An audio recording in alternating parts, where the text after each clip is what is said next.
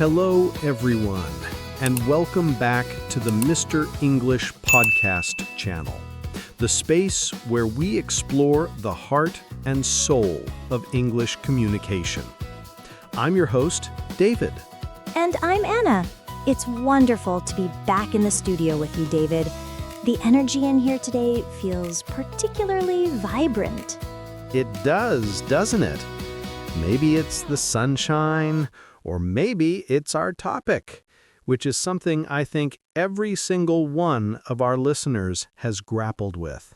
Confidence. Specifically, how to talk to anyone in English without that feeling of sheer panic setting in. The panic. I know it well. That cold sweat, the mind going completely blank. It's a universal feeling for language learners. But we're here to change that narrative today, to turn that fear into something exciting. Absolutely. We're not just going to give you a list of phrases. We're going to dive into the mindset, the techniques, and the personal stories that transform a daunting task into a genuine human connection. In fact, it reminds me of my first ever solo trip to New York. I was determined to be this cool, confident English speaker. I walked into a bustling cafe, rehearsing my order in my head. Can I please have a large, black Americano? Simple, right? Sounds perfectly straightforward. You'd think. But when I got to the counter, the barista, who looked like she could bench press the entire espresso machine, just barked, "What you want?" My brain short-circuited. All my carefully practiced sentences vanished. I just stood there, mouth agape, and ended up pointing pathetically at a picture of a muffin. I walked out with a muffin I didn't want, and no coffee. It was a moment of profound defeat. Oh, David, that's both heartbreaking and incredibly relatable. We've all had our muffin moment. And that's exactly where we need to start. Not with the words, but with the mind. A muffin moment. I like that. So let's talk about that internal chaos. That voice inside that screams, "You're going to sound stupid. They're going to laugh at your accent." How do we silence that guy? I don't think we can ever truly silence him, but we can change his job description. Instead of being the director of fear, he can become a gentle reminder of our courage. My personal strategy is what I call a mindset flip. Before I enter a conversation, I take a deep breath and consciously shift my goal. The goal is not to have a perfect conversation. The goal is to learn one new thing about the person I'm about to talk to. Oh, that's a game changer. It shifts the focus from performance to curiosity. You're not on stage, you're on a treasure hunt. That takes all the pressure off. Precisely. It turns the other person into a fascinating puzzle instead of a scary judge. I become so genuinely invested in discovering their one new thing.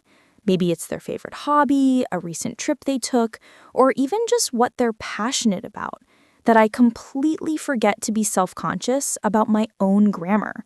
My curiosity becomes louder than my insecurity. That is a Jedi mind trick of the highest order. You're essentially distracting your own brain with a more compelling mission. And I suppose that's where a genuine smile comes in. It's not just a polite gesture. It's an external signal of your internal mission. I am here with curiosity and kindness. Exactly. A real smile, one that reaches your eyes, is the universal passport. It communicates, "I'm friendly and open to connection," in any language. It's the prelude to everything. It calms your nervous system and the other person's. It's the silent handshake before a single word is spoken. Okay, so I've successfully flipped my mindset. My inner critic is now my cheerleader, and I'm beaming with genuine curiosity. I'm ready for the words, but I want to do better than my disastrous muffin pointing incident. Let's upgrade your starter pack. Hello and hi are perfectly fine, but they're the default setting. To create a real spark, let's try something more contextual. The environment is your best friend.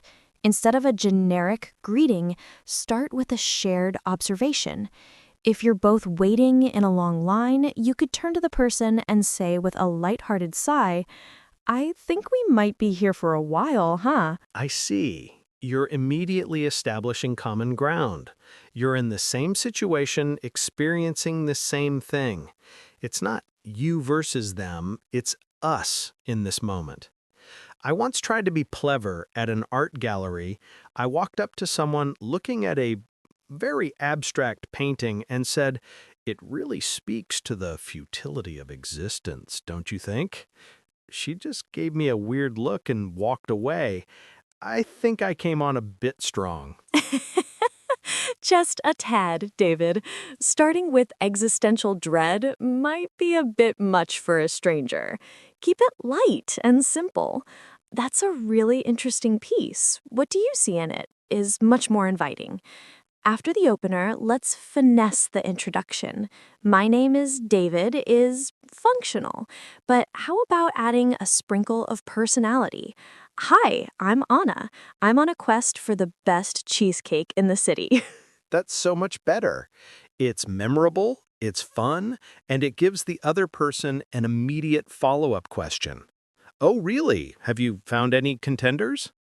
And this brings me to my biggest pet peeve, the "how are you" trap. The conversational dead end. We're programmed to say, "Fine, thanks, and you?" And the conversation flatlines.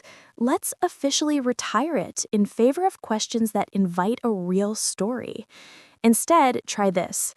"What's been the highlight of your week so far?" Or, "Working on anything exciting these days?" Those questions require actual thought.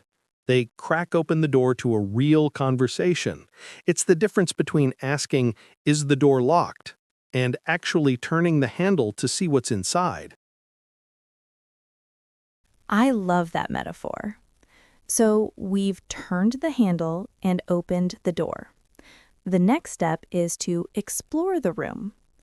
The old advice is to talk about hobbies like movies or music, but that can feel like an interrogation. Do you like pop music? No. Do you like rock? No. It can be awkward. It really can. It feels like you're just throwing darts in the dark, hoping one sticks. What's a better way to navigate? I call it using your curiosity compass. Instead of asking generic questions, you actively look for clues and ask about them. Pay attention to what they're wearing, carrying, or doing. A few months ago, I was at a park and saw a man reading a book with a really worn-out cover. Instead of just asking what he was reading, I said, "That book looks like it's been well-loved. It must be a great story." And what happened? His face lit up. He told me it was his father's copy of his favorite novel, and he reread it every year on his father's birthday. We ended up talking for an hour about family, traditions, and literature. We found a deep, meaningful connection, all because I commented on a worn-out book cover. The clue was right there. I just had to notice it. That's a beautiful story. It's about being present and observant. My personal technique is similar. I call it share a slice.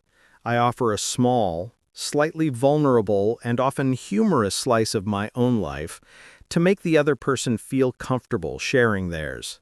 For instance, I just tried to follow a recipe online and somehow set off the smoke alarm. My cooking skills are a certified disaster area. Are you a better cook than I am? That's brilliant. It's self-deprecating, funny, and ends with an easy question. It signals, "I'm not perfect. You don't have to be perfect. Let's just be human together." It's a powerful way to build rapport almost instantly. But Anna, what if, right in the middle of sharing a slice or following my curiosity compass, my English completely implodes? What if I use the wrong tense or a completely nonsensical word? That's the moment the panic monster comes roaring back. This is my favorite part of the conversation because this is where the magic happens. Let me tell you about my most epic language blunder. I was in Australia trying to compliment my host on the wonderful meal. I wanted to say I'm so full, but for some reason my brain decided to mix up full and foolish. So I leaned back, patted my stomach contentedly, and declared to the entire dinner table, I am so foolish. Oh no, what was the reaction? There was a moment of stunned silence, and then the whole table, including me, just burst into laughter. It was hilarious. From that moment on, I wasn't the quiet, nervous foreign girl anymore. I was Anna, the foolish one. It became a running joke. That single mistake did more to endear me to that family than any perfectly constructed sentence ever could have. That perfectly illustrates the point. Mistakes aren't failures, they're connection points. They are moments of pure, unfiltered humanity.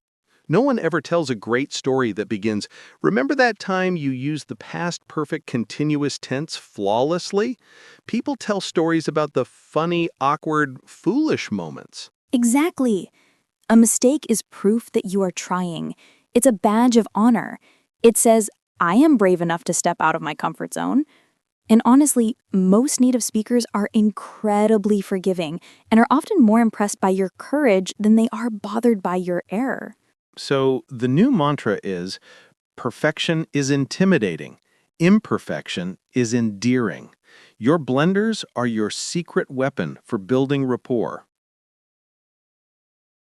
We've spent so much time on the talking part of talking to someone, but we're missing the other 50%, which is arguably even more important. Ah, the lost art of listening. It's so true. I think many of us are guilty of what I call reload listening. We're not actually hearing what the other person is saying, we're just waiting for them to take a breath so we can fire off our next pre-planned thought. It's the worst feeling when you know someone is doing that to you. True, active listening is a profound act of respect. It's more than just being silent. It's the nonverbal cues, nodding, maintaining eye contact, leaning in slightly. And it's the verbal cues, the little encouragers like, oh, really? That's fascinating, or tell me more. And my absolute favorite advanced technique is what I call the echo. It's where you gently paraphrase what they've just told you to confirm you've understood. Something like, so if I'm hearing you correctly, you felt really proud of that accomplishment, but also a little overwhelmed by the new responsibility. Yes, the echo is a superpower. It makes the other person feel seen and heard on a deep level. It validates their experience and shows that you are truly engaged, not just waiting for your turn. It transforms the conversation from a series of monologues into a true dialogue. I like to think of a good conversation as a game of catch. The ball of conversation should be passed back and forth smoothly. If one person is holding on to the ball for too long, or if they throw it so hard it's impossible to catch, the game breaks down. Listening is how you watch the ball, anticipate its path, and make a clean catch. So, when we tie all these threads together, this confidence code is less about a rigid set of rules and more about a fundamental shift in perspective. It really is. It's about prioritizing connection over perfection. It's about embracing curiosity as your guide. It's about understanding that your unique voice, accent, and even your mistakes are what make you interesting. And it's a journey of 1,000 small steps. Don't aim to have a 2-hour philosophical debate on your first try. Aim for a successful 2-minute chat with the person making your coffee. Celebrate that victory. Each small interaction builds that confidence muscle. That's the key. Practice isn't just in a classroom. It's in the supermarket, the park, the bus stop. Every person is an opportunity to practice the art of connection. And we know with all our hearts that every single one of you listening can do this. That feels like the perfect place to wrap up today's discussion. This has been so insightful, David. The pleasure was all mine, Anna. And a massive thank you to our incredible community for joining us on the Mr. English Podcast channel. Before you head off, if you haven't already, please consider hitting that subscribe button so you can join us for our next episode. And if this conversation sparks something in you, we'd be so grateful if you'd give it a like and share it with someone else who is on this brave journey of learning English. For our question this week, we want to hear your stories. Tell us in the comments below, what's your most memorable muffin moment or your favorite foolish blunder in English? Let's share and laugh together. We absolutely cannot wait to read those stories. Thank you once again for your time and energy. Until next time, be brave, be curious, and keep connecting. Goodbye, everyone.